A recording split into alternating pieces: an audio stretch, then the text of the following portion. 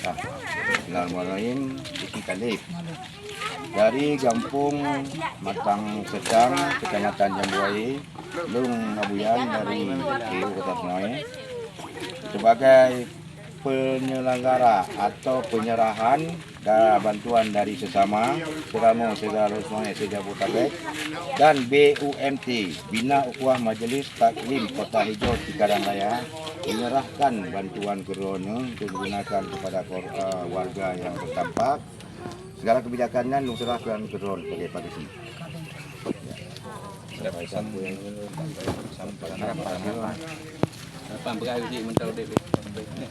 Assalamualaikum warahmatullahi wabarakatuh. Terima kasih kepada bapak-bapak, ibu. Saya selaku Bicik Kampung Matang Sedang mengucapkan selamat datang dan terima kasih yang kali kunjung kampung kamu di Kampung Matang Sedang, Kecamatan Tanah Jambuai, Kabupaten Aceh Utara.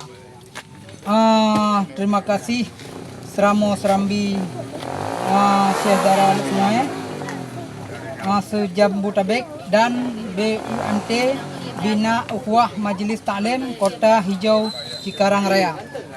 Terima kasih kepada bapak-bapak pemandum yang kali bantu warga kamu di Kampung Matang Sedangnya.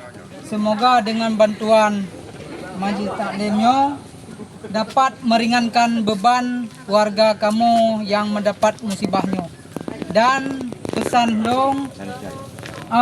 pesan saya kepada rakan-rakan ataupun kepada yang membantu kami hari ini, kadang ada lagi untuk bantuan susulan.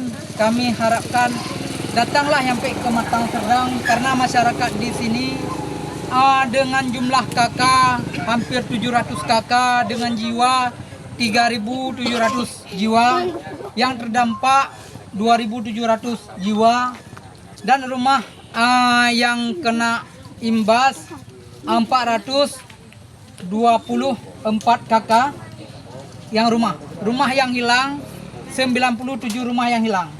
Semoga ada bantuan susulan dari bapak-bapak ibu kiranya dari Jakarta dan Majelis Taklim Kota semua dapat membantu kami, warga kami yang lagi musibah. Apalagi desa kami ini sangat serba kekurangan, desa pedalaman, air bersih kurang, apalagi berbicara tentang logistik lain. Hanya sekian. Hadanallahu wa iyyakum ajmain. Assalamualaikum warahmatullahi wabarakatuh.